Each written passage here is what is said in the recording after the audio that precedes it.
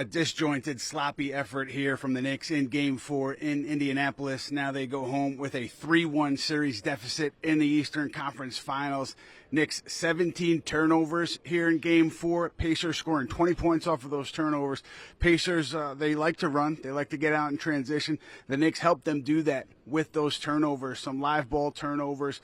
Starting unit had 10 between them. Josh Hart had 5 off the bench. So really feeding into what Indiana wanted to do. Tyrese Halliburton had a fantastic game, a triple-double without any turnovers. And now the Knicks' backs are against the wall. They faced something like this a few times in these playoffs, down 20 coming back in those Boston games, down 20 here in Indiana, and the Knicks will be tested, right? Can they get the series back here for a Game 6? Now, I think one thing that's going to have to change is you have to take care of the ball, and I think the Knicks, that starting lineup, they're not getting exactly what they want from that new starting lineup, so maybe Tom Thibodeau shakes things up again, but certainly something has to change for New York going into Game 5 at the Garden. Anthony McCarron and John Jastrzemski join us now for some Knickerbocker banter. And guys, you don't have to do a deep dive into the box score or listen to me break down the box score right there to find the biggest reason why the Knicks are now facing elimination. 17 turnovers. Anthony, was it good Pacer defense or sloppy New York ball handling? Well, I think it was mostly good Pacer defense, to be honest with you, Eamon, but the Knicks were pretty sloppy, too, and you could see that sort of manifested in the game. They crushed the Knicks in transition throughout the entire night. I think they outscored them at least 22-2. It was something like that toward the end of the game, and it was just a good performance by Indiana, but the Knicks were a little bit out of control, I felt like, JJ, and, you know, they need to kind of take it back a little bit going forward here if they want to have any hope.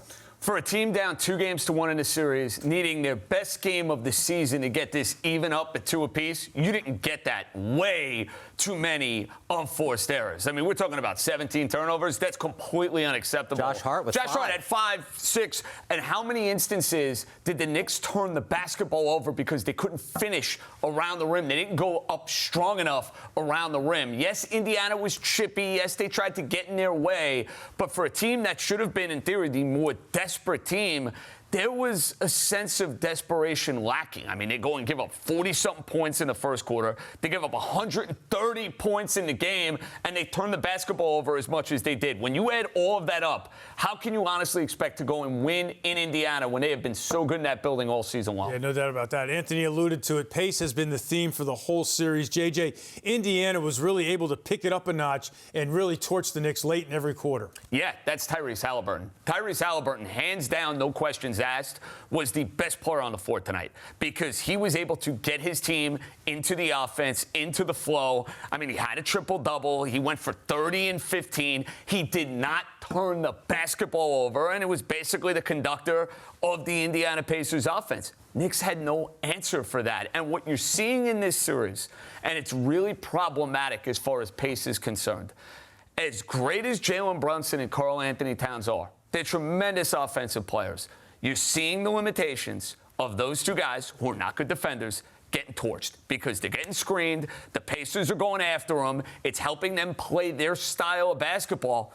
It's tough to answer for that. Yes, Bridges was not productive. Yes, Hart was not productive. You didn't get a great game out of Anunoby, but a lot of the problems you're seeing as far as pace and as far as some of the open looks the Pacers are getting is their ability to hunt Brunson, Towns again and again and again. It's problematic. Well, and you're right, JJ. The Knicks can't stop them either because not only can't, I mean, Halliburton had a game for the ages. You know, I mean, it's really beyond time for this guy to get the recognition I think he deserves around the league. I think people think that he's kind of a, you know, sort of a B-level star, you know, so the Pacers aren't thought of as this real great team because they don't have a Giannis or they don't have, you know, I don't know, a LeBron or somebody like a real name guy. But Halliburton, games like this, you know, and then he's got supporting cast like Siakam who managed to get 30 points as well, you know, because the Knicks can't stop him either.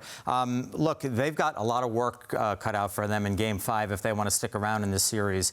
You know, I know they'll get a big bump being at home, but, you know, I mean, who are they stopping, you know, come Game 5? I mean, that's the problem. The Knicks are always chasing on defense while they're standing still on offense right now.